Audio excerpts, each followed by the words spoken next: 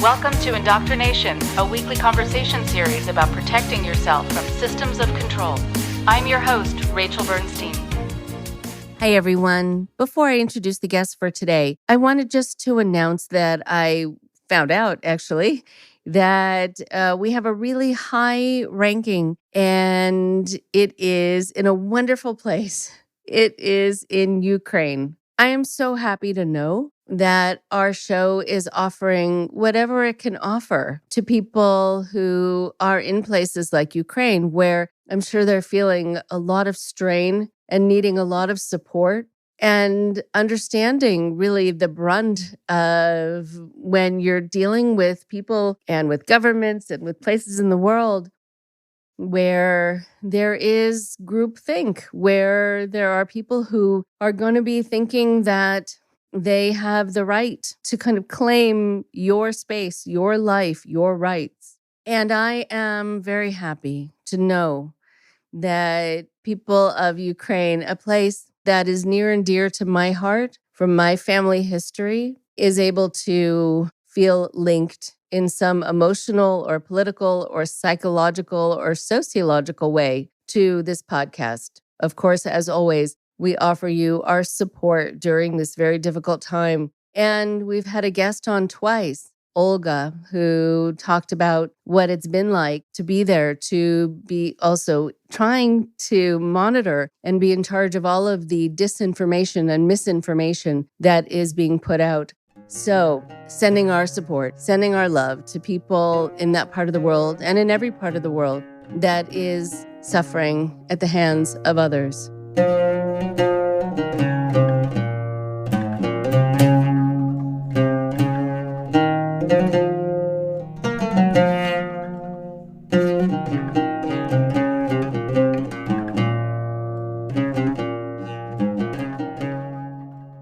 Thank you to all of our listeners who are tuning into a very special two-part episode. Today, as well as next Wednesday, I'll be speaking with author Daniel Barban Levin, who has previously come on the show to discuss his excellent memoir, SLONIM WOODS 9, about his experience getting into, surviving, and getting out of the now infamous coercive control group that began at the Sarah Lawrence College. Joining Daniel this time will be Felicia Rosario, who was also a survivor of the group's master manipulator, Larry Ray, a father of one of the students, who thankfully is now serving a jail sentence of 60 years for his many awful abuses. Both Felicia and Daniel are featured in the new Hulu documentary Stolen Youth, Inside the Cult at Sarah Lawrence.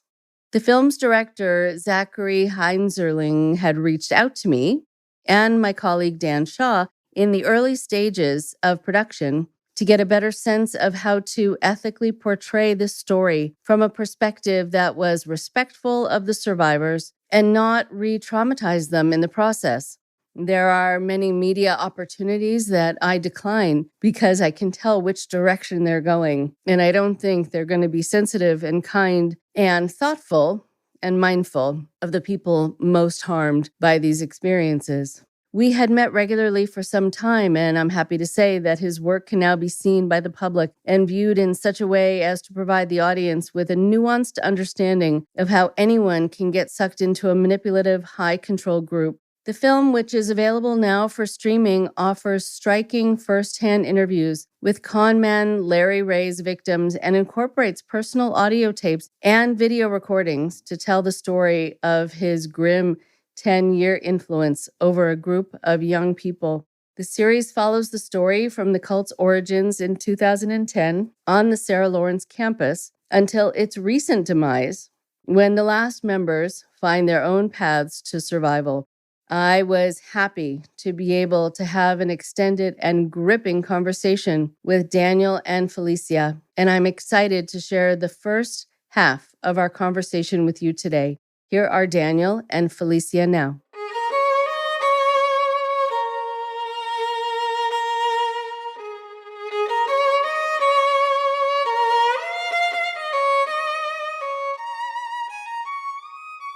I am so happy and honored to have Daniel and Felicia with me today. Daniel, I know you've been on the show before when, your book was coming out, and it was like really a very kind of moving time, I think, for you to just be starting to talk. And now you've had more experience, but each time I know it means getting into the feelings, getting into the memories, which I know is not easy. So I really appreciate you coming on and wanting to talk some more to our audience now with this show out on Hulu, which we will definitely talk about.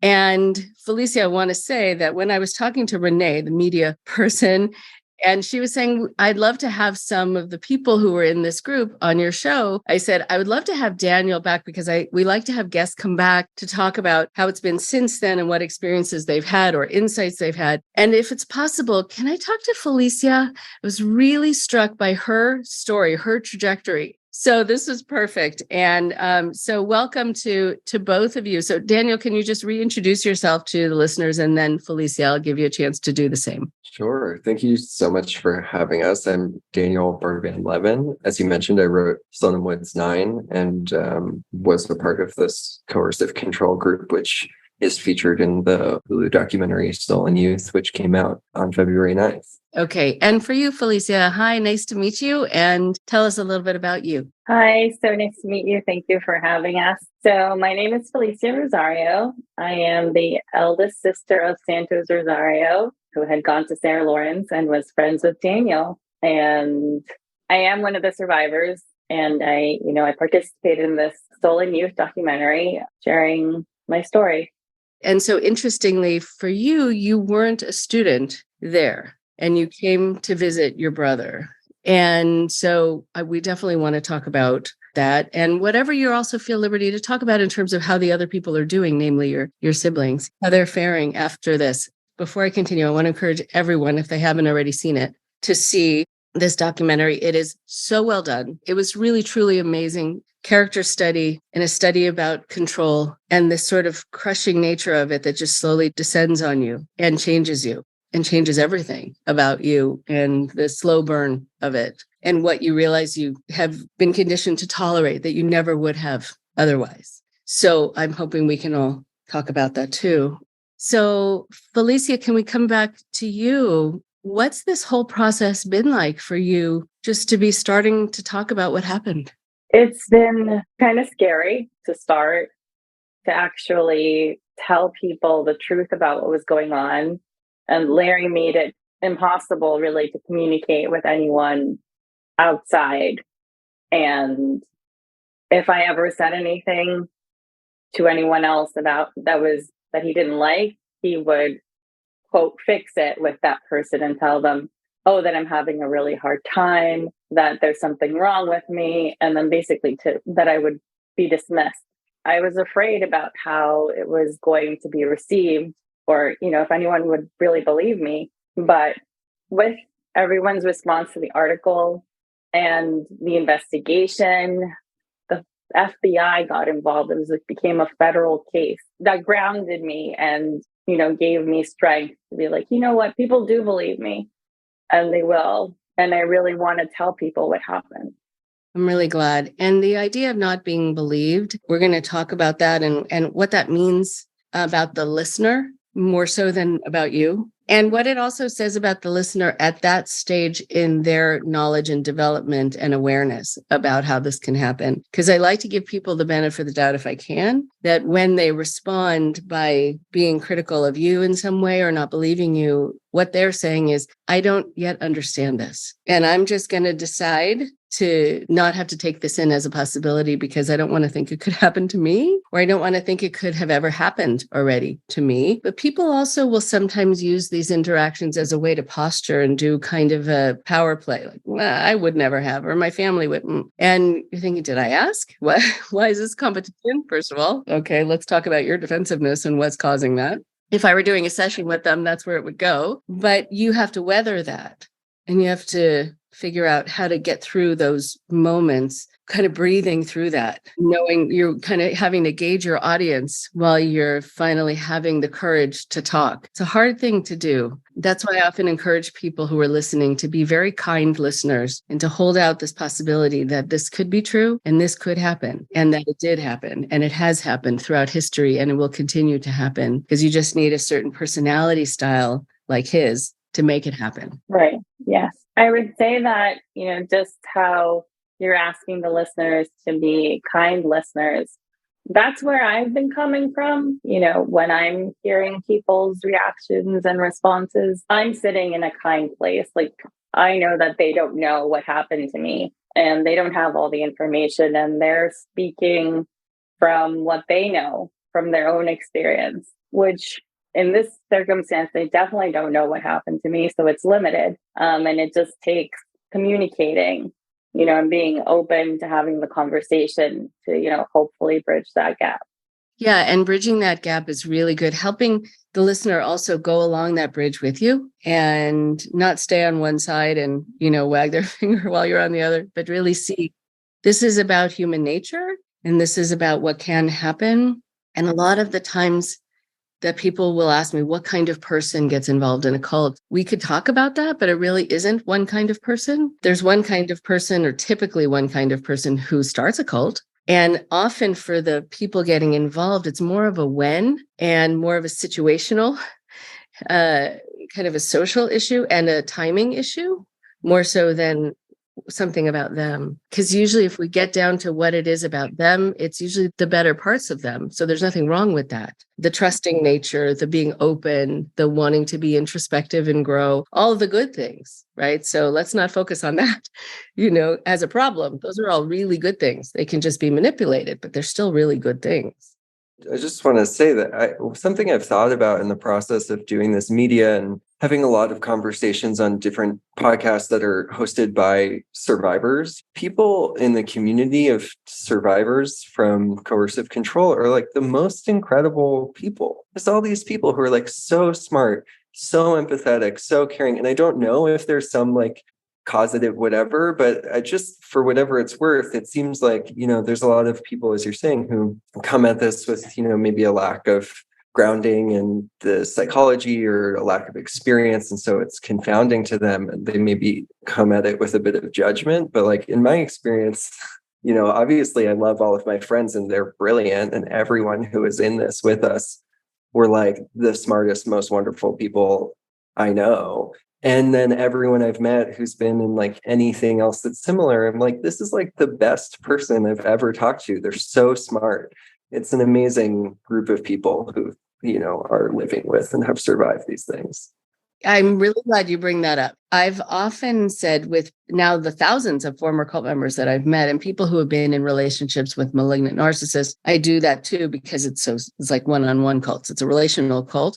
If the controller, if the perpetrator can leave, this would be an incredible thing, incredible organization, incredible relationship, incredible group of people, good-hearted, kind, accommodating, lovely, smart. Yeah, some of the nicest people. And on this podcast over these almost 5 years of doing it, the nicest, kindest people who really care and were really open.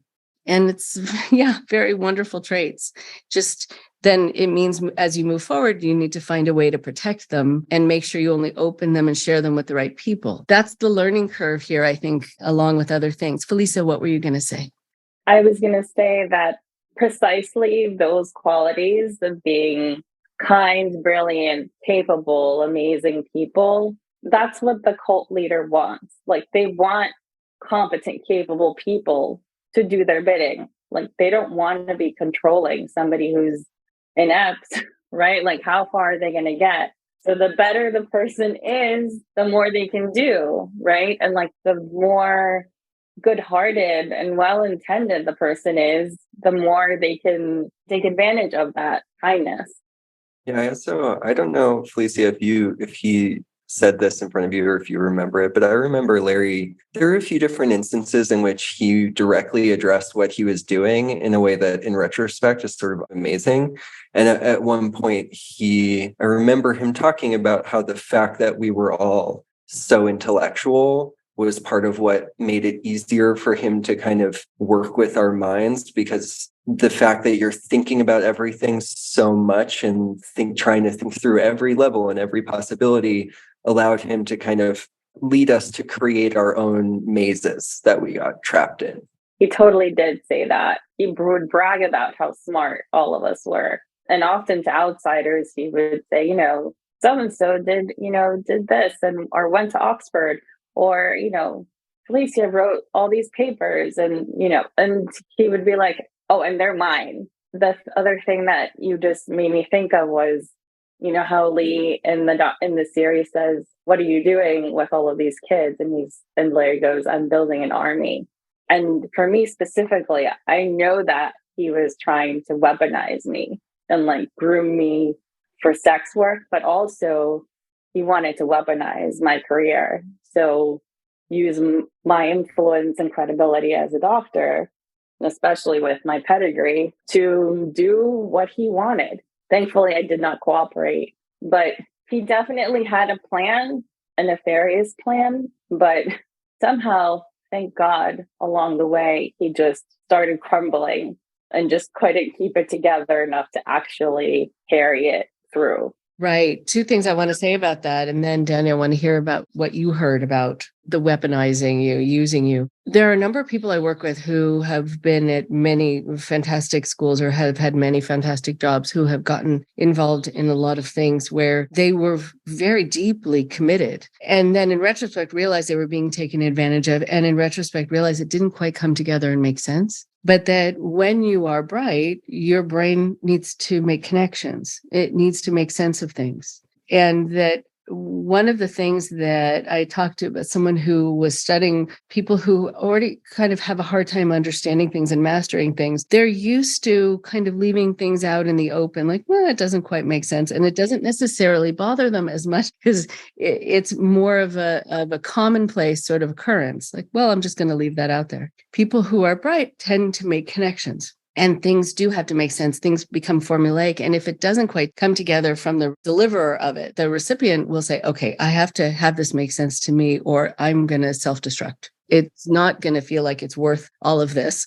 So I'm going to have to put it together. And then there is this embedded kind of formula that you've put together. That's why a lot of cult leaders and manipulators do like bright people, because the bright people do a lot of the work for them, which is very interesting. And that also, when you are a certain way, you assume that what's true for you is true for other people. And if you have good intentions, and if you really are wanting to be someone who does good things in the world or wanting to teach, etc., there wouldn't be a reason for you to assume otherwise with someone who's coming across wanting to guide you, wanting you to have some sort of wonderful life. Because a lot of times, if you haven't been around that, then you don't know to detect it. Now, your antenna is going to be up big time. In fact, you'll probably overshoot until you come back to a middle place. And let's just decide not to trust anyone until further notice, which actually might not be bad at first. But I'm wondering for you, Daniel, was he loving the fact that you were smart and you were capable?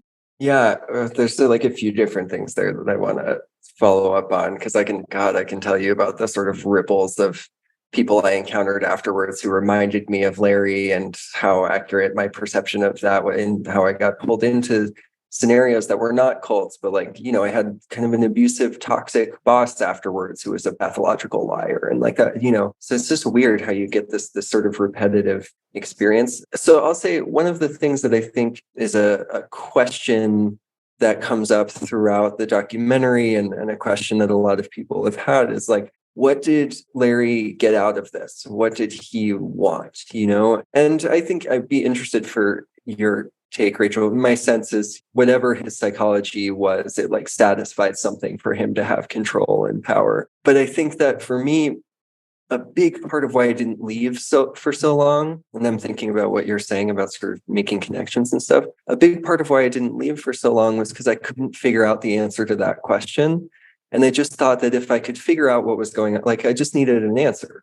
Is this guy who he says he is or not? Is he good or bad? Is he helping me or not helping me? If I leave, am I failing out of a good thing, or am I escaping a bad thing? the whole thing was predicated on black and white answers from the beginning. That was his appeal, was going from a world where things are chaotic and complicated to being like, they're simple and they're black and white. And I believed him that things could be that simple. And the only way to leave was to be okay with not having a simple answer. Just being like, I don't know, and it's okay to not know. And that was like the beginning of healing for me, was just being okay with not knowing something. Yeah. So I say that just to address like what I feel like the way my brain works was doing to kind of keep me stuck for a long time. And I think that he very intentionally played on that and used confusion and absurdity and inconsistency to keep us all pretty off balance all the time. Yes. So all of the things that you mentioned are what manipulators do. After coming across so many of them in my work, I realized that some of it is that they've learned how to do this. It's been trial and error. They've seen from sometimes a young age what's worked and what hasn't, because they enjoy this and they need this. It's like their air. For others, it's part of a personality disorder. And that's why so many of them do the same sorts of things, just because they're sort of this malignant narcissist being to a great degree that operates in a very similar way to others who have the same thing.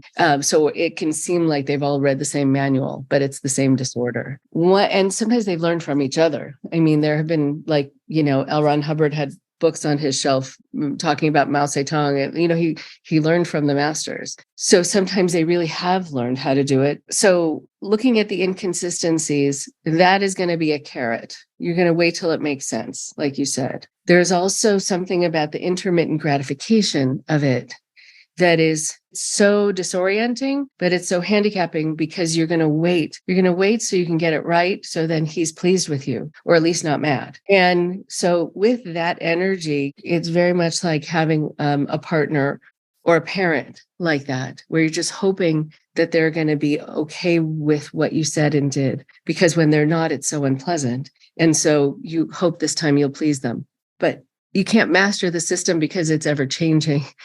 And so it'll keep you there for a very long time. And that's one of the answers to when people get asked, why did you stay? I was sort of thinking at some point, the things I was promised were going to come true. I was thinking at some point this would all come together in my head, and I'd realize, this is why this is happening. And this is how it's going to improve my world in these exponential ways. But at the same time, you're also held to a standard in these situations that they're not. You're held to integrity and to honesty and to all the things they don't do. And so you feel like you have to keep proving yourself to this person who's never once proven themselves to you. In fact, they have proven themselves to you, but in the opposite way, over and over and over again. You get to see their true persona. You just don't necessarily want to see it, because who does? It's a very difficult thing. I think the inconsistency too can be very crazy making. And then when they have you feeling like you're losing your mind, then they can go in with even more gaslighting to just make you feel dependent on them for your sanity, for safety, for everything, because you're not thinking right, quote unquote.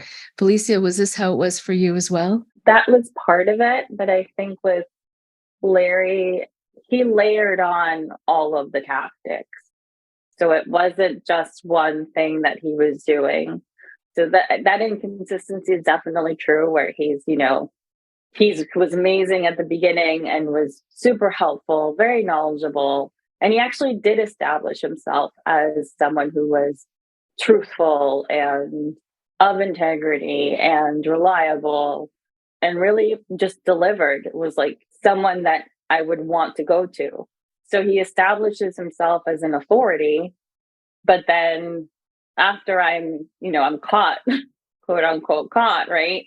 Then that's when he starts to wear away at it, and, starts with the more the gaslighting and the manipulation. He held the idea of life getting back to normal. That was the carrot.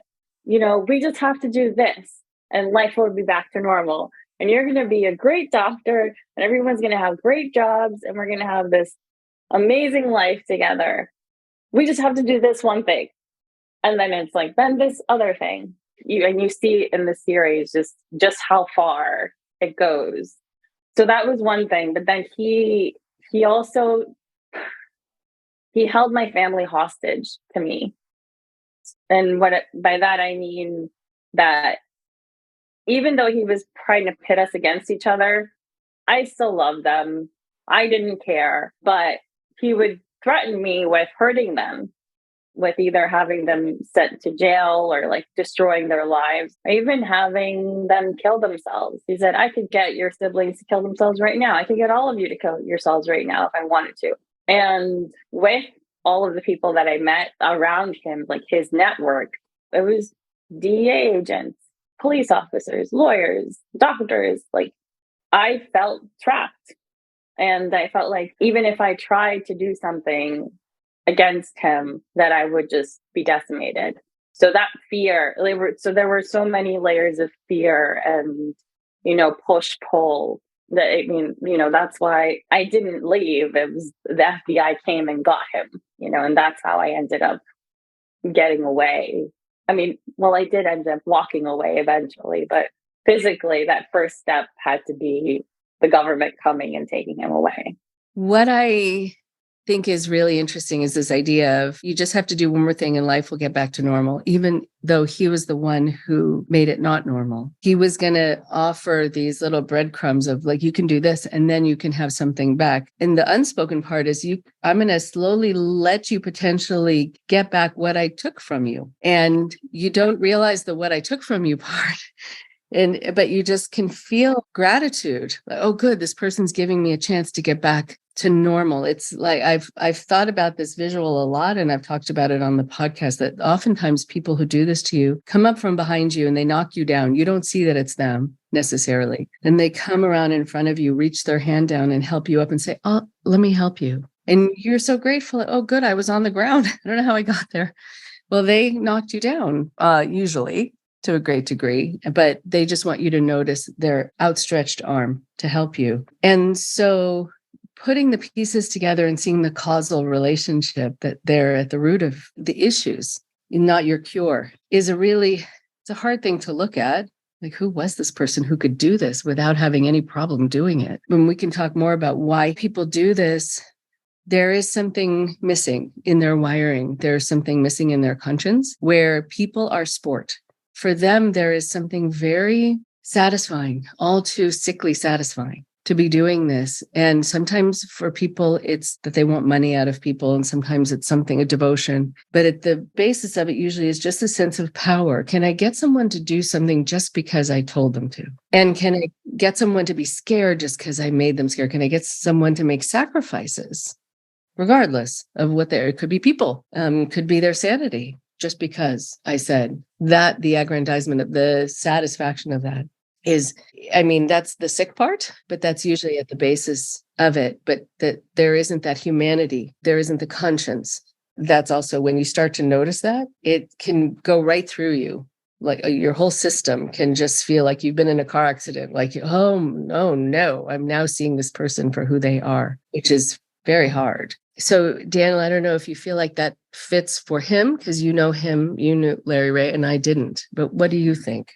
Yeah, I think that probably describes him. He did derive definitely some kind of satisfaction from seeing what he could achieve, what he could get people to do. It did feel to me often, like especially towards the end when he was sort of escalating the violence with me and the violation, that he was just kind of playing, like seeing how far he could push it. Sometimes especially when I was doubt for me was moving from subliminal to more conscious. I felt as if he was aware of that.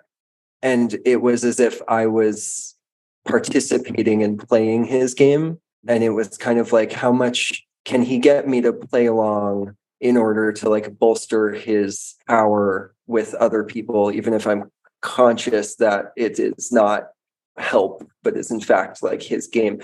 Wow. The other thing I was thinking of is that the way that you were describing, the way that someone like Larry kind of takes apart your life and then offers, as if they're doing you a favor, they could bring you back to, where you were before. I don't know if this is an oversimplification, but it sounds so much like how people describe addiction, into like a drug that lowers your baseline.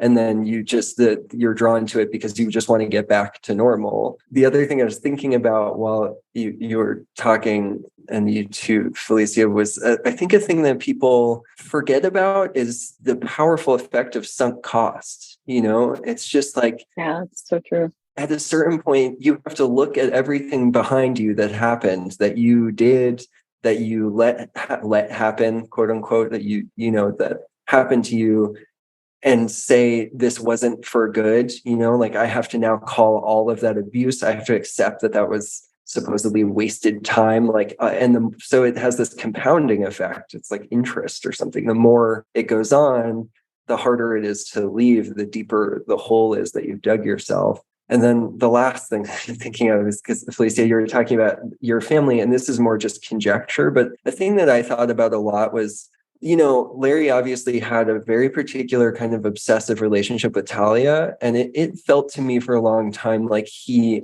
seemed really driven to kind of punish or especially control anyone who tried to have any kind of relationship with his daughter. And so it felt to me like Santos had the gall to date his daughter. And he was like, I'm going to destroy your whole family, Wow, interesting. What do you think about that, Felicia? That could be. I think that's definitely possible. Larry was incredibly vengeful, and he held a grudge like nobody's business. So even, I don't know, Dan, if you remember, but there was some situation with a speaker that was never returned. Yeah. Oh, yeah. It was it became a whole night affair that the speaker was never returned. This, we have to get the robber to confess. It was like a quest. It's funny. If you're talking about what I think you're talking about, yeah, that was my speaker. Yes, it was your own speaker, and it was they took it. Daniel took it. So yes, but while you were talking and you were telling the story about people being sport, it's totally Larry, and I can say that with confidence because early on he sent me out to go ask the doorman to have sex with me. And I was a mess. There's no, it was horrible. And I'm like, what are you doing? But he's like, no, you have to go do it. And he kicked me out of the apartment basically until I came back and told him what happened with the doorman. The doorman testified in court against him. And I came back. I was unsuccessful, thankfully. I mean, whatever. And I was like, oh, he didn't want to have sex with me. And then he was laughing at me. He's like, you did it? I'm like, yeah, I did it. You told me I had to do it. And he's like, I didn't think you were going to do it. Come on. Why would you go have sex with the doorman? I'm like, really, guy? He kicked me out of the apartment. And then the other thing I wanted to add to your analogy of the whole pushing you from behind and then coming around to pick you up. So he pushes you from behind, comes around the front, and says, oh, hey, let me help you. And then he calls the news and says, hey, everybody, look, I helped this person get up. How great am I? Because that's definitely what happened to me. He knew I was about to take my last exam to be a licensed doctor. And he just went after me and gaslit me for weeks straight until I was broken. And he's like, no, you need to come here. I'm the only one that can help you. And I'm like, okay, I need help. And he broke me. And then he spent the rest of the time, quote, trying to get me back to work, trying to make me study so I could take my exam, because then he wanted to get me a new job in medicine, and then make me this great doctor, very successful doctor. But then I would owe it all to him, and I would be forever indebted to Larry and basically do whatever he wanted.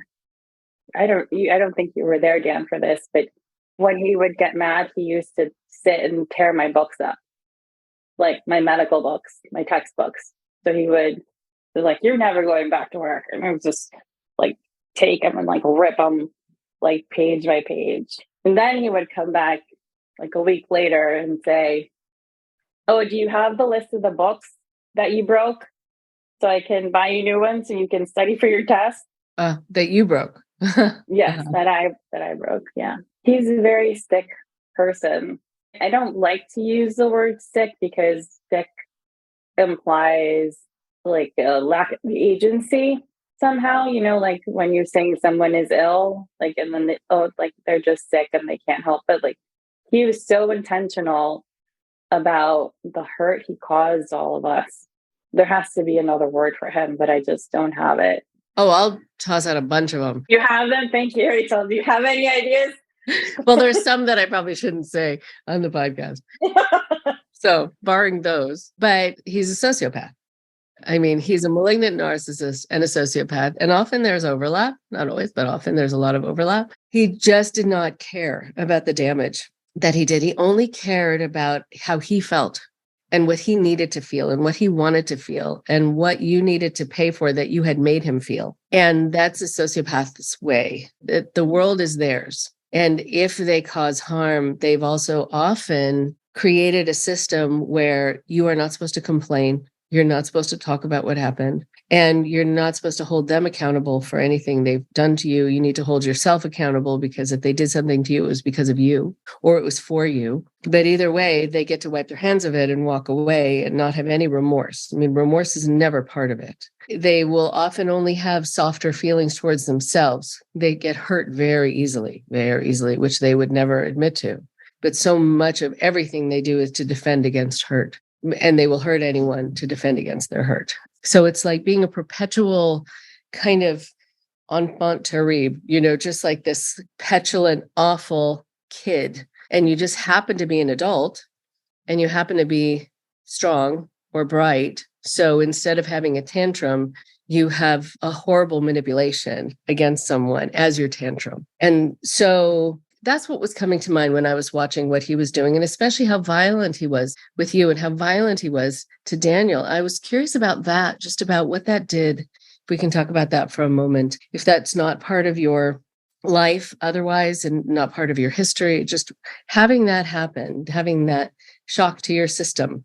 What was that like, Daniel? What was that like? Because I know there's some scenes of that. Yeah, I mean, so there's a few different aspects if we're talking about sort of the impact of experiencing that type of violent abuse. One being that it took me a long time to conceptualize it as bad.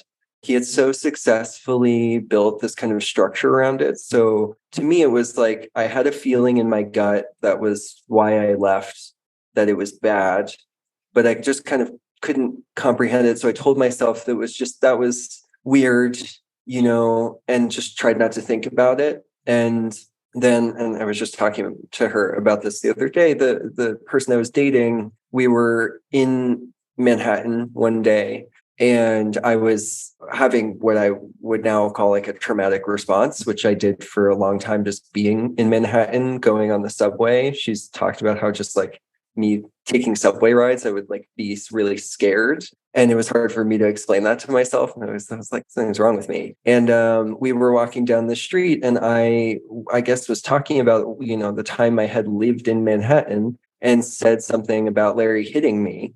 And to me, this was very off the cuff because we had been sort of in like our version of the Marines, and so it was normal. And it was sort of this boot camp. And then I looked over and she wasn't next to me anymore because she was a few steps back, just crying on the sidewalk in shock and sort of feeling the feeling I couldn't feel.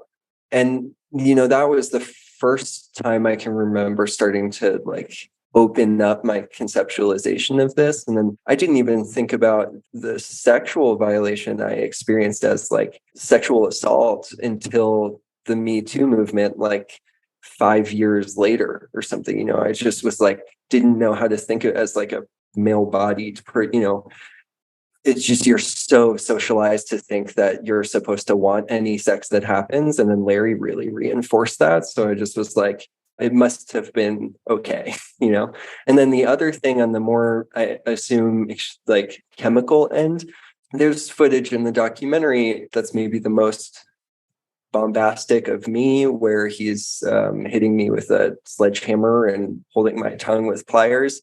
And the first time that I saw that footage, among other footage was when I was doing trial prep with the prosecutors and the FBI, which was its own intense process. It's really nothing like sitting in a room full of lawyers and they hit play on a 90-minute sex tape you didn't know was made of you. And they afford you the privilege of they're not watching the screen, but they can hear everything.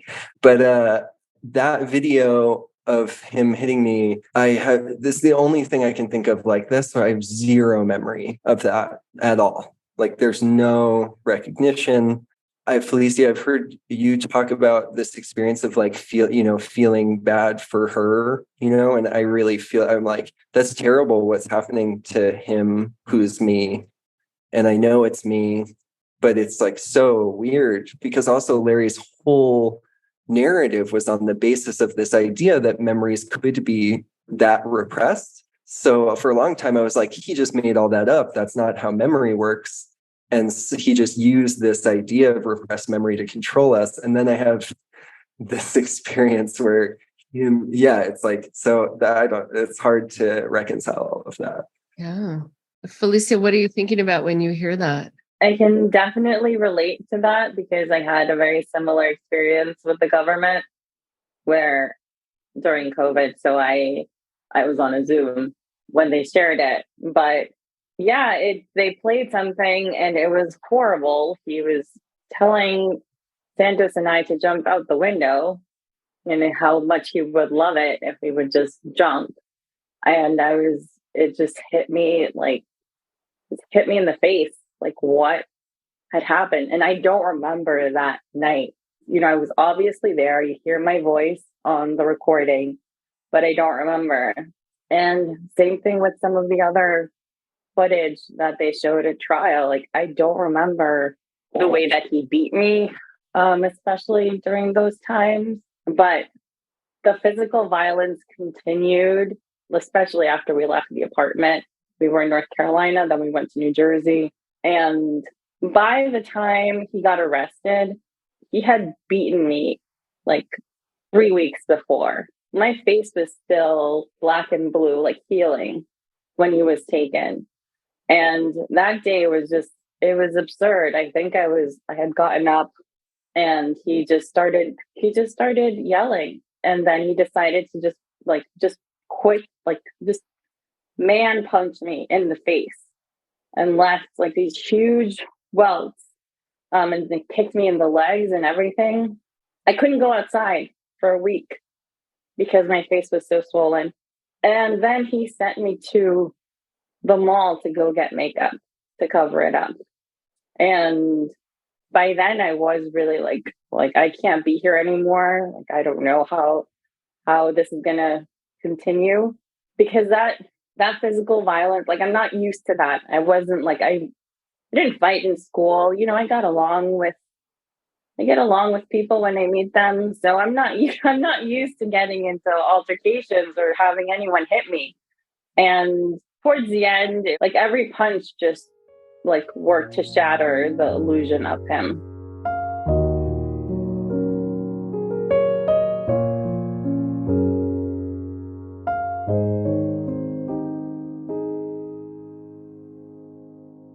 One more thing before you go.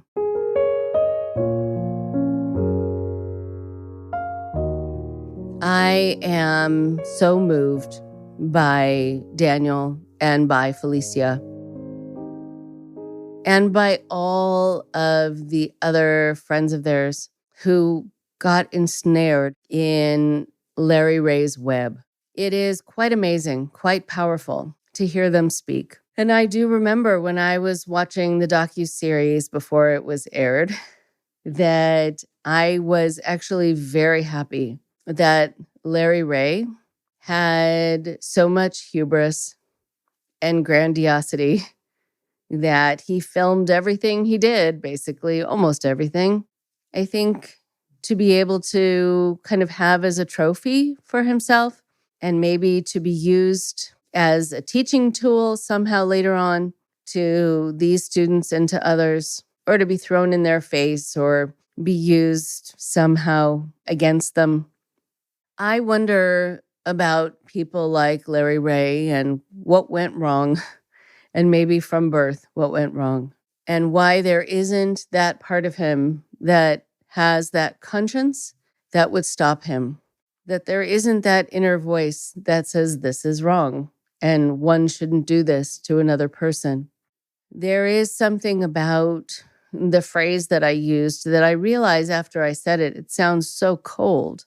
But just this idea that for some people, taking over human beings and just human beings themselves are just considered sport. What can I do? What can I use? What strings can I pull? What parts of their heart, their confidence, their abilities can I control? Can I destroy just because I can? There's something very chilling about that kind of personality. And what I was struck by too in this conversation with Felicia and with Daniel is how much they've thought this through and they've received support, I'm sure, but also how much left there is to still understand and to still know and to still be able to get about how this can happen and who this kind of person is who would do this. There is something really nice about having done this work for so long that while I can never say I know all the answers, and nor would I ever say it, even if I thought that I might have a lot of them, because I am anti-hubris, especially after doing this work, there is something still nice when people say, you know what, I have no idea how this can happen, or this sounds crazy, and I just don't get if there is any kind of explanation for something like this. But through a lot of the information that I've gathered, really from a lot of former cult members who have been my main teachers over these many years, I sometimes have an answer. And I will often say, I know that may have felt like a hypothetical question with no answer, but I might actually have an explanation for you about how that can happen. And what kind of personality could do this to someone else. It feels nice to be able to explore it in that way with people who have suffered it. And the reason that it feels nice, I think, is because so many people feel at a loss when they leave something that has left them with their head spinning, where they really wonder what happened, and they might not have words for it, and they might not have something that feels explanatory and definitive to say about it. But then if they can kind of understand that Larry Ray is this person who does these sorts of things in a way that is at times almost identical to how other people with his personality or his personality disorder do things. And so it actually follows a much more predictable path. And people in my field will notice that. Sometimes we can sort of see where a story's going, what might happen next, what that person might try next. And the people, unfortunately, who are his victims don't know what's going to be happening next because they're not wired this way. And the thing that happens next is usually something that blows their mind because they can't imagine someone would actually do this to someone else on purpose. There is a certain naivete that comes with, thankfully, never having experienced this before. And there is a certain kind of naivete that also thankfully comes from being a person with a conscience who would never think about doing these things to anyone else. But unfortunately, because of that, unless you study this or unless it's happened to you and you can work with someone to find out how it happened and why, you are going to be left really not being able to predict where things are going to go. When you are in a situation like this too, you're so in it, you're so into needing to survive it, that you don't have the ability to step back and look at the whole scene and think, wait a minute, I may have seen this before, maybe in a movie about a sociopath, maybe in some other thing that I saw about another cult leader. You're just thinking, how do I make it through today? How do I make it through this hour, this night? How do I make it through this fight and survive? So I look forward to having you hear the second part of my conversation with Daniel and with Felicia. They are really remarkable people, as all of the people who have been involved in this, who are still trying to figure it out and still suffering through it are. And I hope to be able to talk to others who have experienced something like this. Please be in contact if you would like to be able to speak, or if you'd like to have this show be a place where you can tell your story in a safe way. And so for Felicia and for Daniel, we look forward to hearing more from you. And I look forward to having my audience hear more from you. Take good care. Talk to you all next week. Thank you very much for listening. Please support IndoctriNation on Patreon at patreon.com/indoctrination. Be sure to give us a follow on our social media. Find us on Facebook and Instagram using @IndoctriNation Podcast. And for Twitter, find us at @_indoctrination. We love hearing from you too. So send us an email at indoctrinationshow@gmail.com.